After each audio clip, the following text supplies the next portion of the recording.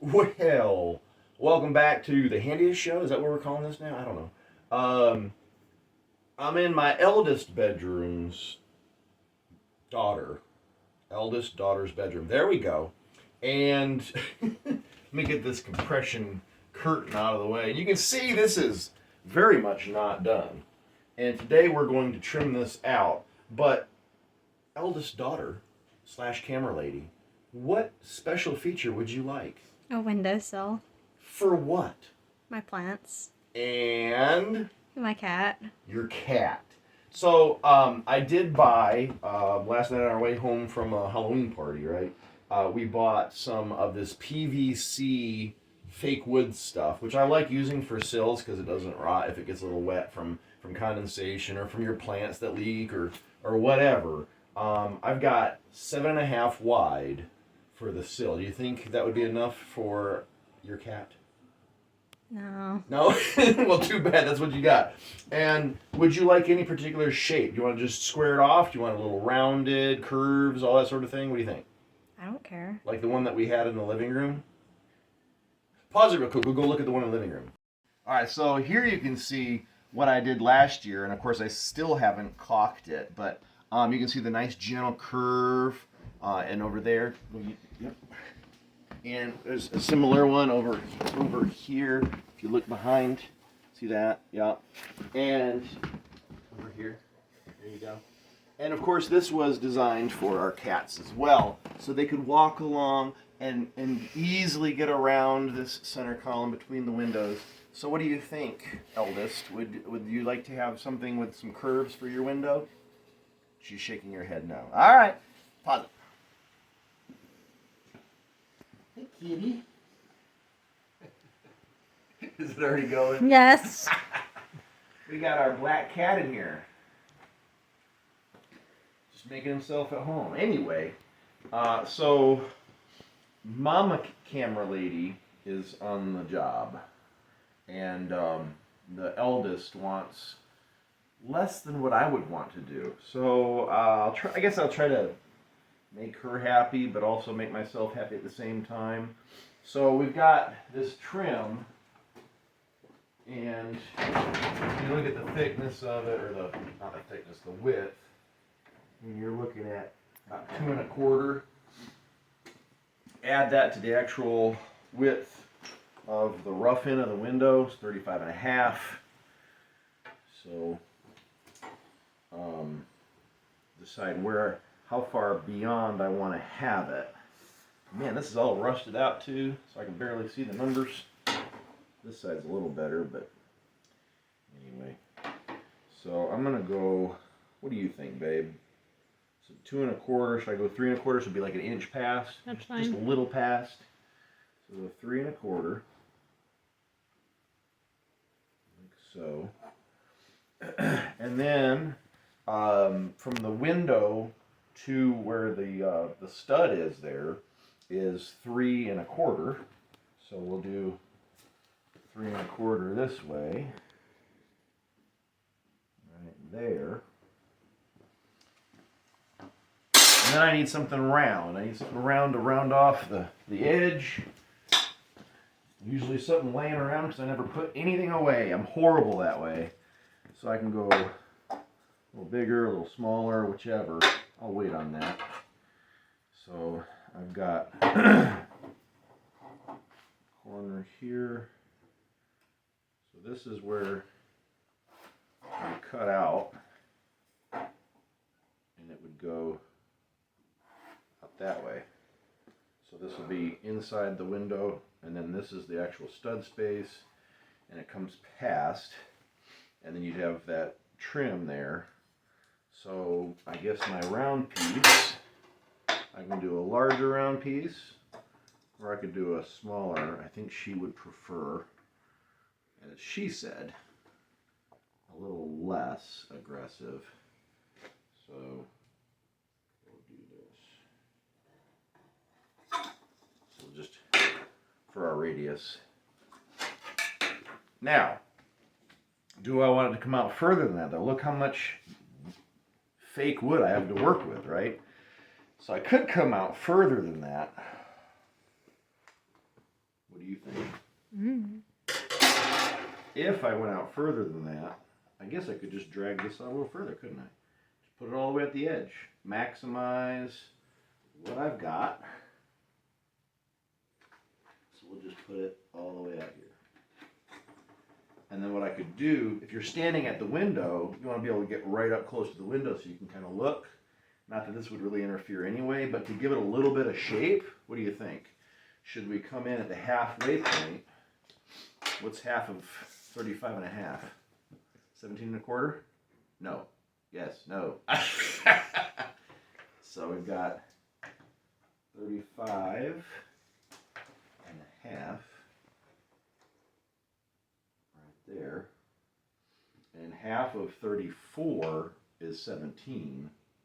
So it'll be 35 or 17 and 3/4? 17 and 3/4. Let's try that. So the 17 and 3/4 there. I should have 17 and 3/4 here. Oh, I did math, and I didn't break my brain. All right, so I've got it rounded there, so we'll do the same thing on this side, and then what I'm going to do is I'll just put a very gentle curve in here in the middle, just to kind of make it look cool. Go ahead and pause it. You're already recording. You stinker. So I'm going to do this outermost, I think, maybe, and then I've got a gentle curve into a tight curve. So you'll be able to step up. It's just a couple inches, but if you're gonna do a custom sill, do a custom sill, do something different. So I'm using this outer radius and then the inner one too. Let's get the saw. Where's the saw? Use the force. Or just stretch a little further. All right, this is not the blade that I wanted to use. But I can't find my other blades because everything's a mess, because I'm a slob. I like the kinder, gentler curve. We're going to follow that one.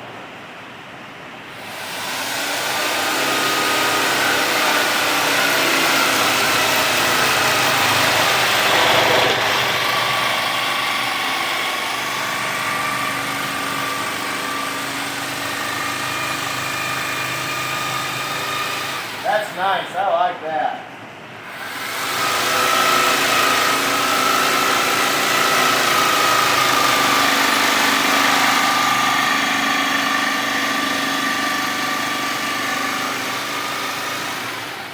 Like butter through this PVC. I really like that. Anyway, let's get this thing cut out. Let's do a straight across.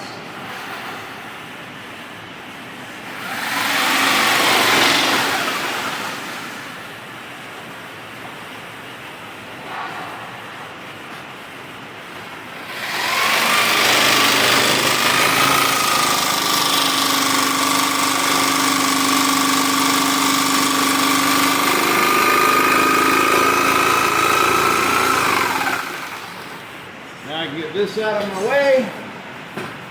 Use that for another sill. Come back to my cut. You want to have this set too fast, you start melting your way through. I started doing that.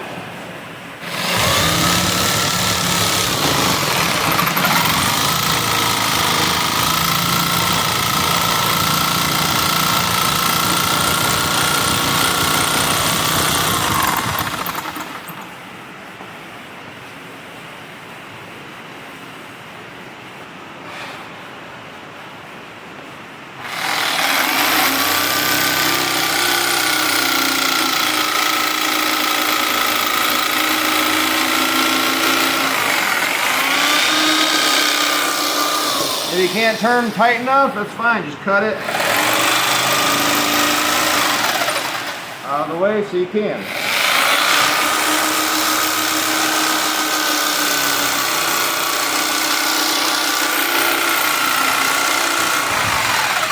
And this part's going to be a little tighter.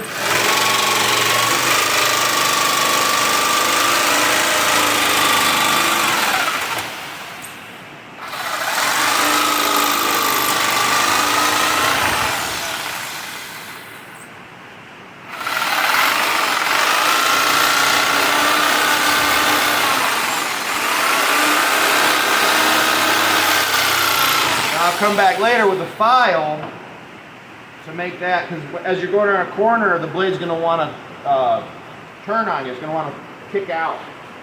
So you want to have a straight cut.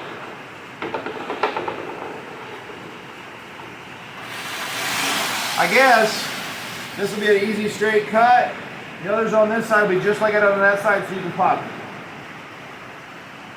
Perfect indoor project for a rainy day, right, Kimberly? Yes. And you've been nagging me to get working on this for how long? A while now. Like a year? A while. So all I'm doing here is taking off the spots where you can see where the blade stopped or started or transitioned. Just giving it a nice, just rounding it off. Also going to take the sharp edge here off a couple times with a file. And get rid of that. Now because this is perfectly symmetrical, I'll do that all the way around, but I'll be able to choose, do I want to have the textured side up where it's supposed to look like sort of like a wood texture, or I can flip it around and have the smooth side facing up. We'll probably go smooth side just because it's easier to keep clean.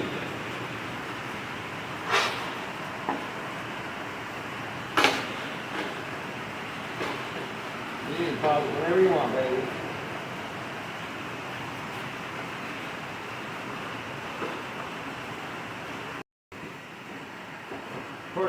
You're going already, aren't you? So the inside corners is why you need to have a good half round file so you can get those inside corners. And you can see all the rust my other one put on here. That'll come off either by sanding or if you're going to paint over it anyway. So you'll want to get that off if you can.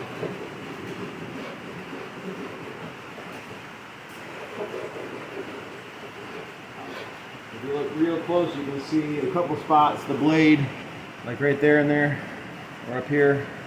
I need to round those off so that you don't see where the blade started, stopped, transitioned.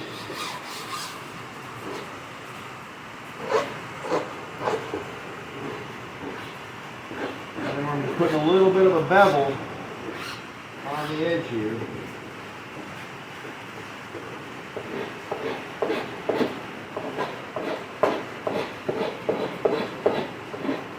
This is the part that's going to be showing.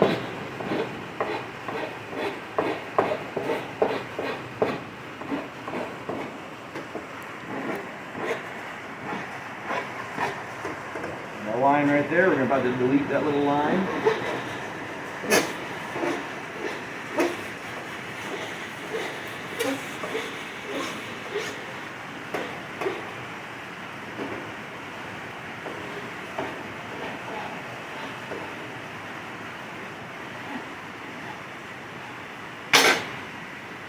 Anyway, want to go see how it fits? The moment of truth. Now I did pre-check and looks really good on this side. Oh, I mismeasured. I gotta take this down another ½ inch or so. Pause it. So here you go. Fit it up, and you can see there's little gaps here, little gaps here. That's okay. Those are going to be covered by trim anyway. So I'm going to nail them in place, but those other trim pieces are actually going to do a better job of holding it down. I'm going to use standard trim, nothing fancy. This is the fancy part. I guess the point of this is, like, don't be afraid to try your own thing. If you're going to do custom. I actually prefer this side, the textured side, but the person that's living in the room wants the smoother side, so that's what they're gonna get. That's okay. Anyway, what do you think, camera lady? Will that work for you? Awesome. He's already at home.